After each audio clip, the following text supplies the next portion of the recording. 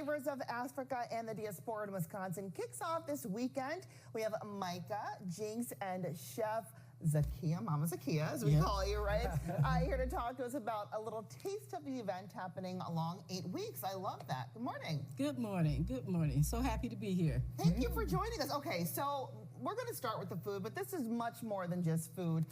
It's food, it's fashion, it's understanding culture, and also just kind of sharing it with folks in Wisconsin. So what do we have here? So what we have today is peanut stew.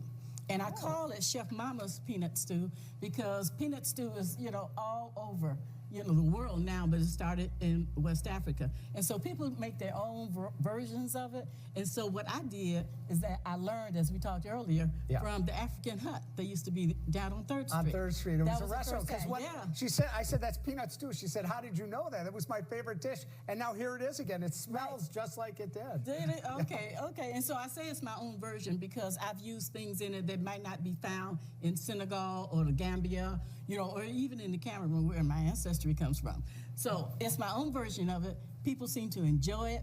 I kind of temper the heat a little bit That's because all right. everybody can't handle it. But for those who need a little bit more heat, I'm gonna have a special green sauce so you can spice it up. So. Give me that green sauce. Okay, all right. And what does this consist of? It starts with a peanut base. And we say peanut butter. Originally, it was done with peanuts, and it was ground peanuts. Now, that's a whole lot of work. But anyway, the shortcut to it is with peanut butter. And then we add a variety of vegetables, depending upon, for me, whatever it is that's in season. Okay. And one of the things I have in here, which is in season, is the, not spinach. Why am I blanking on this? But anyway, but potato leaf, sweet potato leaf. Okay, a lot of people don't realize that sweet potatoes are actually, the leaves are edible.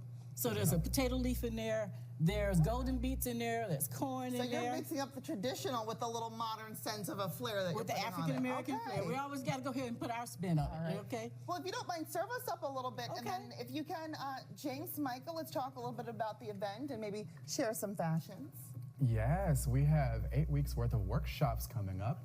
And on November 10th at the end, we have a gala and competition.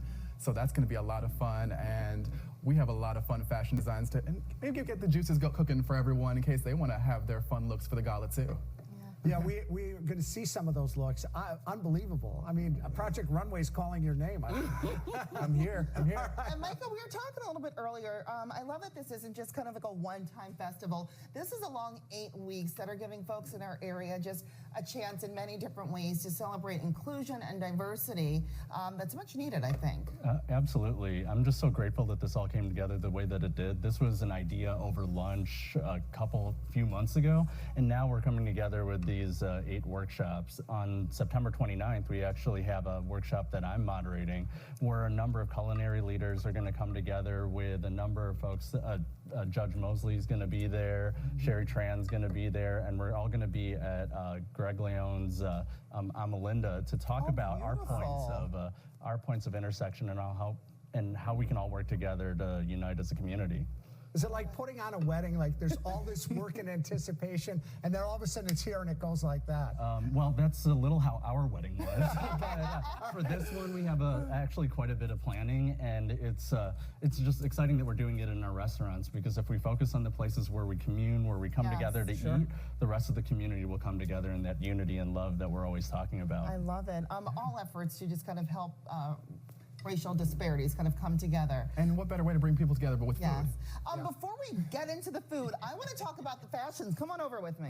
Come on over. All right. So break it down for me, because these look so beautiful, authentic. I love the fabrics. Where do you want to start? Gino, come over. All right. I was staying with Mama Zakia on that peanut stew. All right, this one here, Pride United, is going to be a part of the event as well. And House of Oge, we felt incorporating the rainbow into the look would be a lot of fun for that. And as you know, many places in the world, it's not safe to be LGBT. So we really want to show here in Milwaukee that no matter who you are, you deserve safety, respect, and the right to feel beautiful. Yes, yes. Can I ask you, how long does it take just for one of these to put it together? I crank out a look each week, but sometimes we have to make sure everything gets the amount of attention and love, but I have a great team behind me. We call ourselves the Space Cats, and they all really give their touches and opinions, and I poke them with my needles when they're the mannequins. And I love the attention on this because it gives it, the flair, the colors, everything, and it's good material too. All right. Yeah, great material. Let's move on. Sparkly. This is fun. I like that. And this one, we were really big this year on incorporating African patterns. And this one I really liked because it has the trans flag incorporated into it. And it feels just really fantasy. I mean, why just look beautiful when you can look otherworldly? Wow. I've never even looked that close to that. So this is All right, and the last This one, I love one, the pattern on the that. amount of work on this. Yeah, we had a lot of discussions on what we wanted to show. We really wanted to bring fantasy because it is a gala. You want to have a lot of fun with looks, Right. and we're hoping people get inspired so they can kind of maybe bring fun looks to the gala as well. But this one's inspired by the goddess Oshun in African culture, so we incorporate a lot of golds and yellows. So we are trying to, fire on all cylinders on, showing diversity, but also African culture. Right. No, we have to send this tape to Project Runway. You've got to tell us. Covering the gamut from regal to just kind of everyday wear to couture. You've got it all, still keeping that traditional culture as well. Yeah, and I think just everybody wants to be over the top and have a moment where they're noticed and seen, and Right. that's what we're here for. Good feeling, right?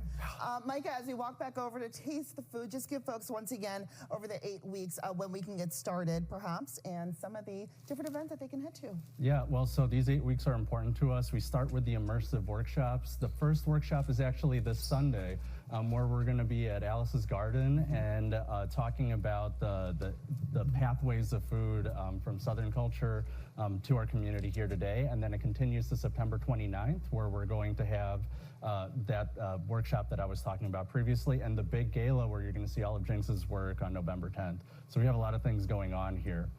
And if you need more info, go to fox6now.com. You should check this out. Mama Sakia, I can't wait. Yes. Man, I said I wasn't going to have it.